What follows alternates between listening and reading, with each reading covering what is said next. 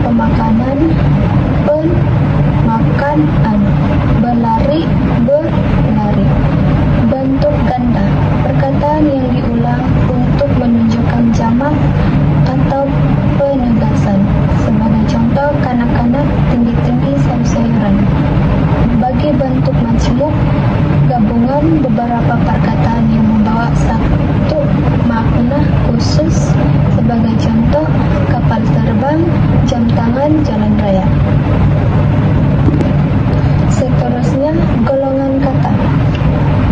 Kata nama digunakan untuk menambahkan orang, tempat, benda, haiwan, atau konsep. Sebagai contoh, Ali sekolah kucing kebahagiaan. Kata kerja menerangkan perbuatan, keadaan, atau proses. Contohnya, membaca, tidur, berlari, dimasak. Bagi kata adjektif memberi keterangan atau sifat kepada kata nama. Sebagai contoh, besar, cantik, tinggi, sedap. Seterusnya, kata tugas tidak membawa makna penuh tetapi berfungsi berhubung dalam ayat. Sebagai contoh, dan, atau, kepada, kerana, dan bahawa.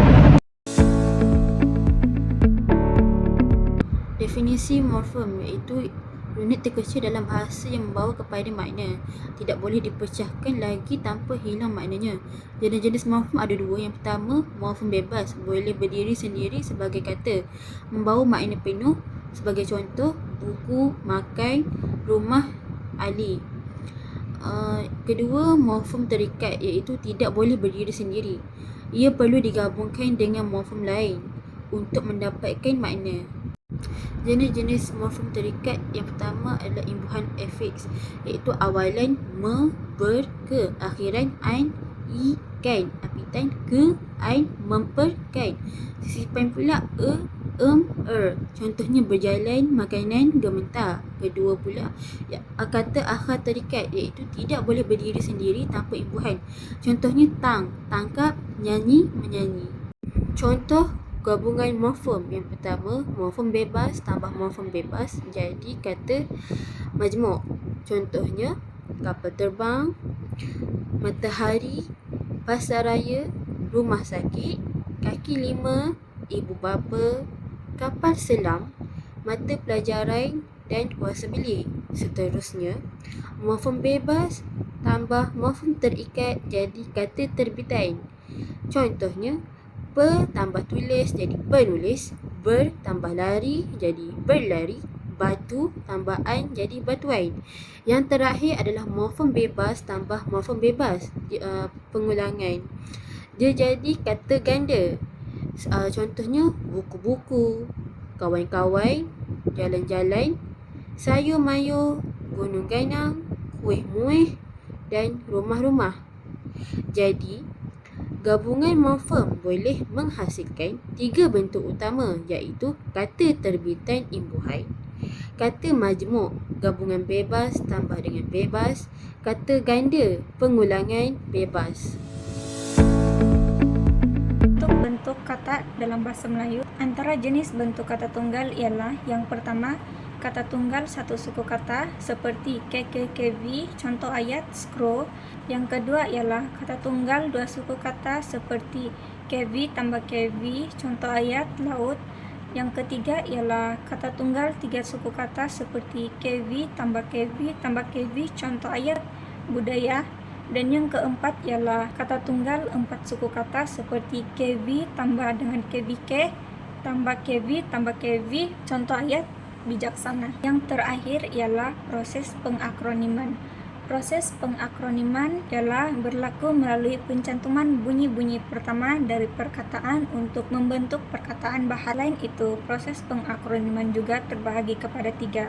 Yang pertama ialah gabungan huruf awal. Gabungan huruf awal ialah akronim yang terhasil daripada beberapa huruf awal rangkai kata yang disingkatkan. Contoh, perkataan adun diambil dari perkataan kata ahli undangan negeri. Yang kedua ialah gabungan suku kata bagi kata nama am. Gabungan suku kata ini terbentuk daripada gabungan suku kata yang ditulis dengan huruf kecil kecuali kata nama khas. Contoh bagi gabungan suku kata untuk kata nama am ialah perkataan tadika yang diambil daripada perkataan Taman Didikan Kanak-kanak.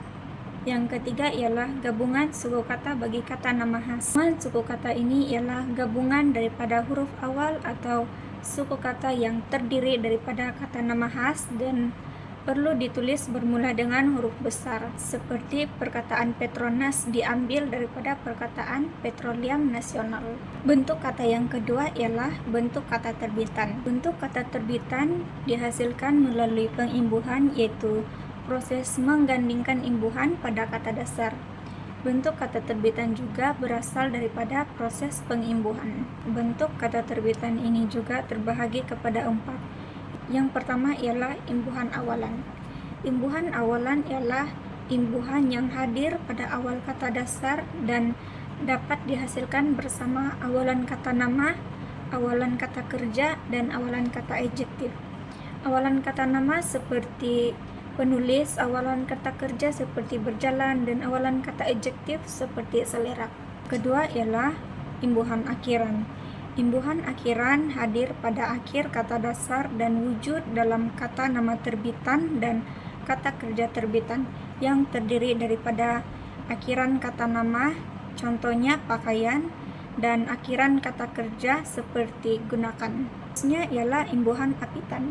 Imbuhan apitan hadir secara serentak di hadapan dan belakang kata dasar serta wujud dalam kata nama terbitan, kata kerja terbitan, dan kata adjektif terbitan. Imbuhan apitan juga dikelaskan kepada 3 bahagian seperti yang pertama, imbuhan kata nama, contohnya perosaan. Yang kedua ialah apitan kata kerja, contohnya dibiarkan. Dan yang ketiga ialah apitan kata adjektif seperti kecinaan. Jenis untuk kata terbitan yang terakhir ialah imbuhan sisipan. Imbuhan sisipan ini ialah imbuhan yang hadir secara menyisip dalam sesuatu kata dasar yang terdiri daripada sisipan kata nama, seperti di perkataan seruling terdapat imbuhan sisipan, yaitu seterusnya sisipan kata adjektif sebagai contoh gemilang, dan sisipan adjektifnya ialah